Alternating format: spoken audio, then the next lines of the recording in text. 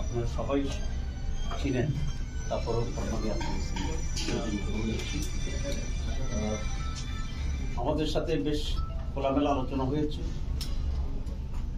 গত ডিসেম্বরে চায়না সরকারের দাওয়াতে আমরা একটা ডেলিগেশন গিয়েছিলাম।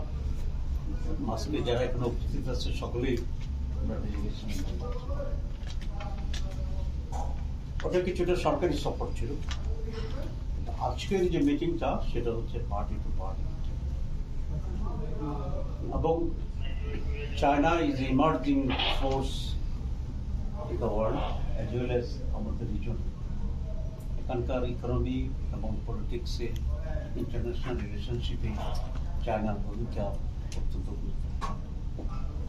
বাংলাদেশ জামাত ইসলামী যেহেতু একটি inclusive Islamic liberal Democratic party, এবং আমাদের প্রিন্সিপাল অ্যান্ড পলিসি হচ্ছে জামাত সকলের সাথে একটি সুসম্পর্ক করতে চায়, সরকারি লেভেলে এবং বেসরকারি।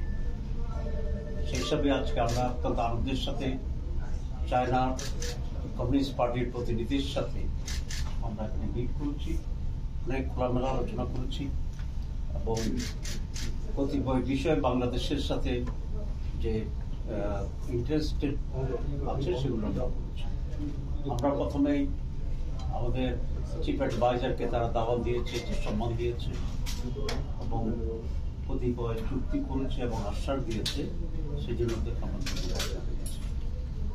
আমাদের এখানে আপনারা জানেন যে চায়না হচ্ছে এখন প্রধান ইনভেস্টর বাংলাদেশে, এবং এটাকে আরো অনেক পরিসরে বৃদ্ধি করার জন্য আমরা রিকোয়েস্ট করেছি, কারণ বাংলাদেশে ইনভেস্টমেন্টের প্রচুর সুবিধা আছে। Virgin country. আমরা তিস্তা ব্যারেজের ব্যাপারে স্পেসিফিক্যালি বলেছি, এবং সেকেন্ড পদ্মা ব্রিজ যে ইনভেস্ট করার জন্য আমরা বলেছি, ডিপ সিতে যে পোর্ট হচ্ছে এবং সেটার জন্য আমরা সেখানে ইনভেস্টমেন্ট করছি। আমরা বলেছি ডিপ সি পোর্টের মাধ্যমে যে ব্লু ইকোনমি, সেই ব্লু ইকোনমিকে আরো এগিয়ে নিয়ে যাবে।